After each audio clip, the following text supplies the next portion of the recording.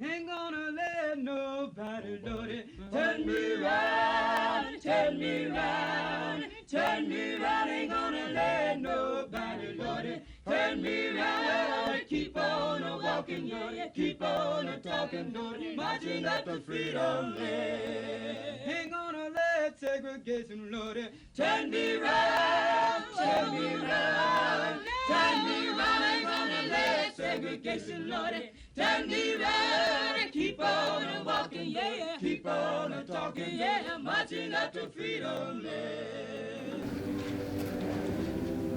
No equality, no dignity, no peace, no justice, no human rights. That's how it was right here in St. Augustine, Florida in the 1960s, if you were a Negro. I'm here today to describe for you a shameful condition that happened here in St. Augustine, Florida, simply because of the color of my skin. My name is Audrey Edwards. I'm 15 years old. I attend Murray High School, and this is my story. My day started off just like any day. I went to school, I was excited about seeing my friends, but I was even more excited today because when I got there, I found out that Dr. Martin Luther King was going to be in town, and he was going to be preaching at First Baptist Church, and I couldn't wait till the day ended. So by the time I got home and told my parents, we all got dressed, decided to go over to church to hear Martin Luther King's speech. Well, while we went over to church, we sat for a while. He had so many great things to say about the American Negro. He said that we were a strong people, a courageous people, a loving people. He said that we should all continue to love America, even when America didn't love us back. He said that we all had a part to play in the civil rights movement, that we all deserved our human rights. But as I started walking home, and something very sad happened. I didn't know before I got home that I was going to see and hear some sights and sounds that was going to change my life. By the time we got down to the Lightner Museum downtown, in the courtyard of the Lightner Museum were crowds of people, and they had signs, and the signs say, "Stop segregation, love and peace." These signs were all over, and down at the bottom, you saw people kneeling, they were praying. And Reverend Andrew Young was in the middle of them praying for them. When they finished praying, they all got up, they picked up these signs and started walking. They were heading toward the plaza downtown. And just before they got near the plaza, from nowhere, hundreds of Ku Klux Klan members all came out. They had long robes and hoods on, and they had chains in their hands, they had bats, and they had sticks. And when they got close to the demonstrators, they started beating them and hitting them with chains and with sticks until blood was rushing everywhere. And there was screaming and crying going on, but the demonstrators kept moving. And as you looked at the crowd, there was one sign that said peace and love. It was a neighbor of mine. He was holding the sign, and all of a sudden the Klansman came up with a chain and hit him across the face. Blood was everywhere, and he kept hitting him, and that peace and love sign kept bending over, and down it went along with the demonstrator. My parents gathered us closer, but before we left, we saw the police show up, and we thought they were there to help. They went over to the Cordova Hotel and opened the doors, and in the lobbies of the Cordova, dogs were there. They brought the dogs out. And those dogs were put on the demonstrators. They bit the demonstrators, tore skin from their bodies. There was blood everywhere, all over, screaming, and the signs of stop segregation were falling to the ground. We walked home. It was very hard to sleep that evening, but I did get some sleep. The next morning when I got up, my day started off just like any other day. I went to school, eager to see my friends, but when I got there, people were saying, "Did you hear about Julia? Do you know about Julia? Do you know what happened to Julia?" Julia was arrested because she was in a demonstration last night. She's now in jail. My 14-year-old friend is in jail. By the time that day ended, I couldn't wait to get home to ask my mother, "Please, can I go with the Conway family to go check on Julia?" And she said yes. The Conways came over and picked me up, and we went over to jail to get Julia. But when we came to the door of the jail, they said, "Stop, she's not in here. Go alongside of the jail." So we left, went alongside of the jail, And there on the side of the jail were chicken coops, wired chicken coops. In each one of these coops were people. They were shoved in there. And to the far corner, you saw Julia. Over the corner, she was crying and she was scared. Alongside of them were these little tiny jars. These were tiny jars of baby food. That was all they were fed, was baby food. We gathered up Julia. She got into the car. It was a very long ride home and a very sad ride home. They dropped me off at the house.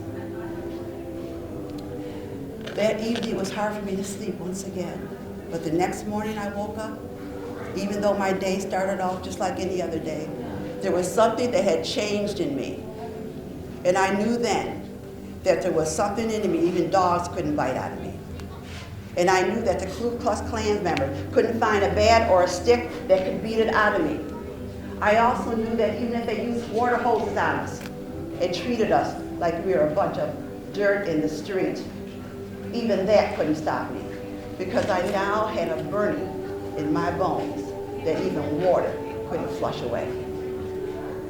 By the time I got to school, I talked to a few of my friends, and we made a decision that we were going to be part of the sit-in at Woolworth. So on that day when we left school, we walked and we talked and we prayed. And we walked and we talked and we prayed, and we walked and we talked and we prayed and we prayed, and we got to Woolworth.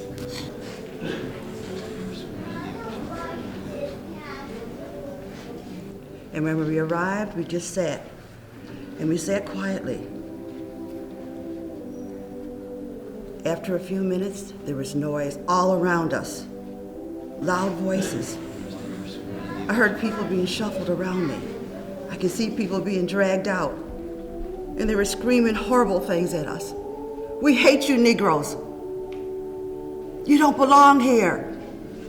But I sat quietly. I said nothing. And all of a sudden, I felt at my side a police officer had hit me with his baton. But I still continued sitting. All of a sudden, right in front of me, I could feel someone staring at me. I looked up a little, and the woman yelled at me, "We don't serve your kind here!" And then she spit in my face, and I wiped the spit away. There was noise still all around me. People were being dragged out.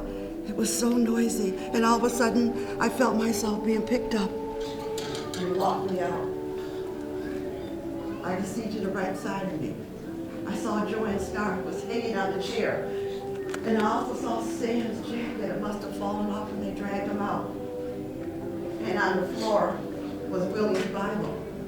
This was the Bible that his mom had given him. As we walked out of the store, the crowds were out here screaming and yelling horrible things at us. And all of a sudden I felt something hit me and I fell to the ground. And I stayed there. And now I'm hearing dogs all around me. The barking of the dogs got so loud. And all of a sudden I could feel the breath of the dog on the side of my face. And the barking in my ear was so loud I felt like my eardrum was going to break. If it hadn't been for the pounding of my heart, to help not drown it all out. And all of a sudden I felt someone lifting me up, taking me into the police car. And the next thing I remember, I was someplace where it was cold, it was dark, it was damp, it was really scary. I was in a jail cell. I was kept in jail for 1 month. I hadn't committed a crime. I was there simply because of the color of my skin. I was sent for 5 months to reform school in Ocala, Florida, a place I knew nothing about, taken from my family. It took the governor to give us a pardon in order to get us out of jail. After we got out of jail, it took a while for all of us to get together. When we did, we didn't really talk about our experiences too much. We stood up for right. and we stood up for freedom, and we stood up against injustice. So on behalf of my classmates at Murray High School, Joanne Anderson, Willie Singleton, Samuel White, and myself, Audrey Edwards, we knew now that we had stood up against discrimination and segregation, and we were now part of Dr. Martin Luther King Jr.'s dream, that all men are created equal and never to judge anyone